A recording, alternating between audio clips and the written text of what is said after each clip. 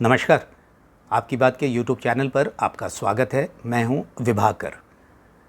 क्या वजह है कि जो बुद्धिजीवियों का जो एक बड़ा वर्ग है, जो सिविल सोसाइटी है, मीडिया का एक बड़ा तबका है और लीगल फ्रैटर्निटी के भी जो लोग हैं, ये कई लोग, सारे नहीं कई लोग, ये एक ऐसी व्यवस्था, एक ऐसी परंपरा को आगे बढ़ाने की बात कर रहे हैं, उसका सहारा ले रहे हैं, उसके काम करने के तरीके को जस्टिफाई करते हुए दिख रहे हैं, जिसका वो विरोध करते रहे लंबे समय तक। और उसमें उन्होंने बहुत मुश्किल से एक जीत पाई थी।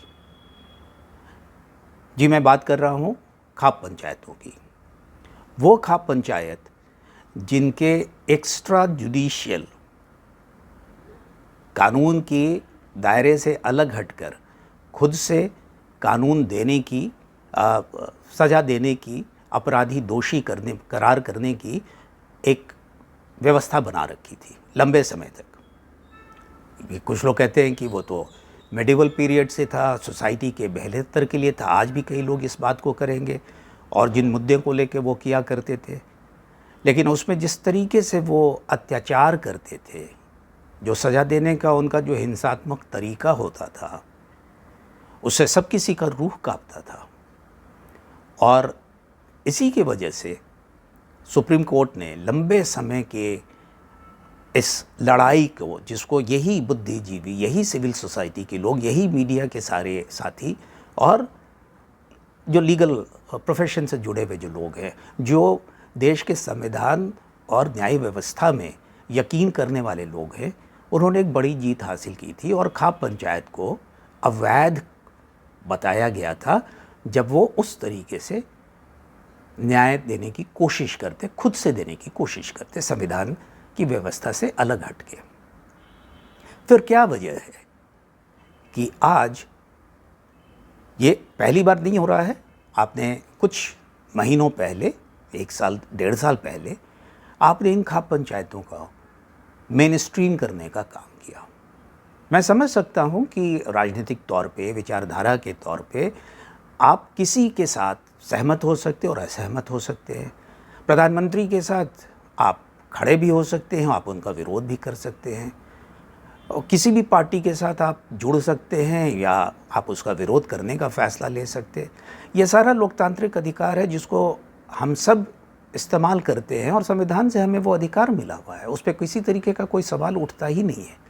ये आपका, मेरा, सब किसी का बुनियादी सा हक है। लेकिन उसी व्यवस्था ने हमें ये भी कहा है कि अगर हमें किसी तरह की शिकायत है, कोई परेशानी है, तो हम एक न्यायपूर्ण तरीके से, तर्कसंगत तरीके से, कानून सम्मत सारे के सारे अपनी मांग रखेंगे। तो जब किसानों का आंदोलन हुआ तो उस समय किसानों की बात थी, जायज़ रही होगी।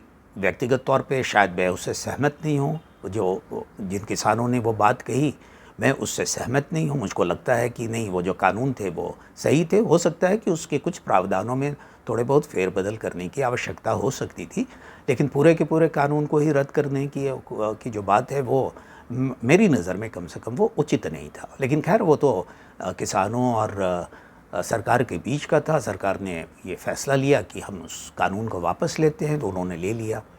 लेकिन इससे हुआ क्या?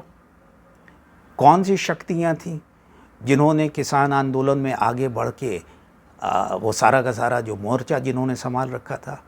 ये वही खाप पंचायत थी। ये वही खाप पंचायत के जो शिखर पुरुष जिसको आप कहते, वो वही लोग थे।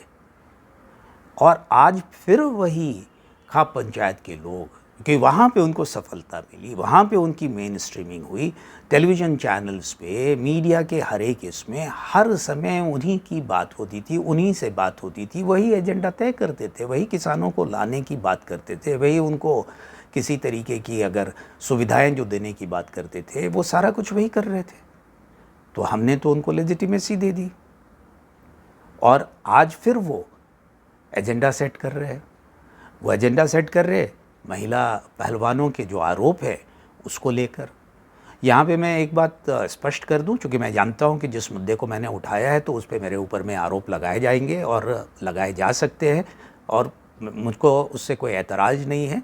आप सहमत हो सकते हैं मेरे बात से, आप मेरे से असहमत हो सकते हैं, लेकिन जो मुझको लगता है वो मैं आपको बता रहा हूँ। महिला जो पहलवान हैं, उन्होंने जो यौन शोषण के जो आरोप लगाए हैं, और वो जो अखबार में जो खबर अभी आई, जो एफआईआर जो उन्होंने दर्ज कराया, उसके आधार पे निश्चित तौर से कहा जा सकता है कि आरोप बहुत गंभीर है।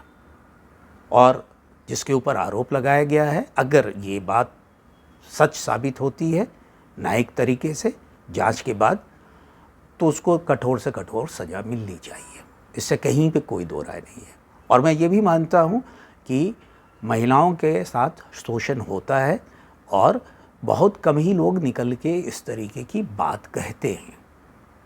लेकिन एक तरफ ये जो बात होती रही कि व्यवस्था पे उनको यकीन नहीं है, और उनसे ज़्यादा जो उनके समर्थन में जो लोग खड़े हो जाते हैं उनको लगता है कि वो यकीन नहीं है। तो जो एफआईआर की जो कॉपी के हिसाब से जो जानकारी निकल के आई है, तो उसमें तो एक एक बात लिखी हुई है, जो उन्होंने कहा है वो लिखी हुई है। अगर उसमें किसी तरीके का कोई फेरबदल हुआ है, अगर उनके आरोपों में से किसी आरोप को ख़त्म कर दिया गया है, नहीं लिखा गया है, तो महिला पहलवानों को बताना चाहिए कि हाँ ऐसा हुआ है। अगर ये जो खबर आई है कि उन्होंने 135 विटनेस के साथ उन्होंने पूछताछ की है, और उसमें 2 बार जिस पे आरोप लगे हैं बृजभूषण शरण सिंह पे, उसके साथ भी जो है सो 2 बार पूछताछ हो चुकी है।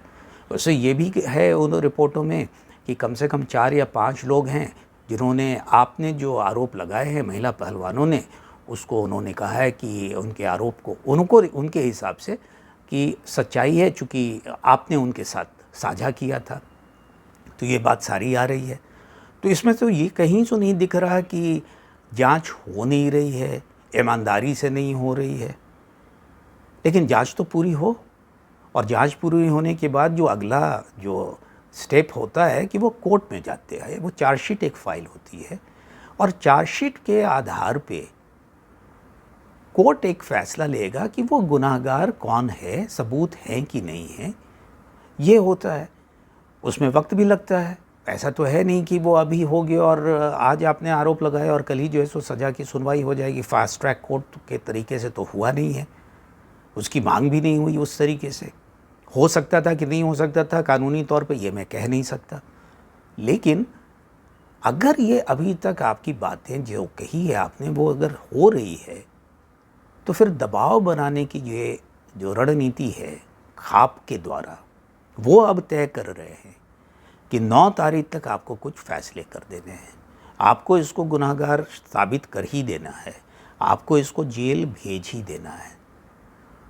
तो ये न्याय व्यवस्था का तो आप पूरी तरीके से आप मजाक उड़ा रहे हैं, खिल्ली उड़ा रहे हैं। तो प्रक्रिया है, जांच हो रही है, जांच होने के बाद वो फिर न्यायालय में जाएगा, न्यायालय जो है वो अंतिम फैसला करेगा। और इन सारे चीज़ों में हम सब जानते हैं कि वक्त लगता है। अब हड़बड़ी में अगर आप कोई काम करते हैं और सबूत आपके पास पूरा इकट्ठा नहीं होती है, तो फिर जिस पे आप आरोप लगा रहे हैं तो सबूत के अभाव में तो वो बरी हो जाएगा। तो ये जो दबाव बनाने की जो प्रक्रिया है कि नहीं इसको आज ही कर दो, अभी कर दो और यही सज़ा दे दो, मैं उसको उचित नहीं मानता। कोई भी भारतीय न्याय व्यवस्था में, लोकतंत्र में, संविधान में यकीन करता है, वो इस तरीके के कंगारू कोर्ट के तरीके का समर्थक नहीं हो सकता किसी भी तरीके से। और मैं तो बिल्कुल ही नहीं हूँ। इस तरीके से किसी को भी आप दोषी नहीं करार दे सकते। आरोपी हो सकता है लेकिन दोषी नहीं हो सकता, और सज़ा आपको देने का हक नहीं है, मुझको देने का हक नहीं है, देश के प्रधानमंत्री को हक नहीं है कि वो सज़ा सुनाए। वो सिर्फ न्यायालय का काम है। जांच मैं नहीं कर सकता, आप नहीं कर सकते, गृह मंत्री नहीं कर सकते, कानून मंत्री नहीं कर सकते, वो सिर्फ जांच एजेंसियां ही करेंगी और उसके आधार पे न्यायालय फैसला करेगा। ये एक लंबी लड़ाई है, और ये लड़ाई है सारे लोकतंत्र में जो लोग यकीन रखते हैं, जिसमें आप भी शायद शामिल हैं, वो इसी चीज़ की मांग करते, इसी व्यवस्था को बनाए रखने की मांग करते। फिर क्यों मेन स्ट्रीम करने की कोशिश की जा रही है?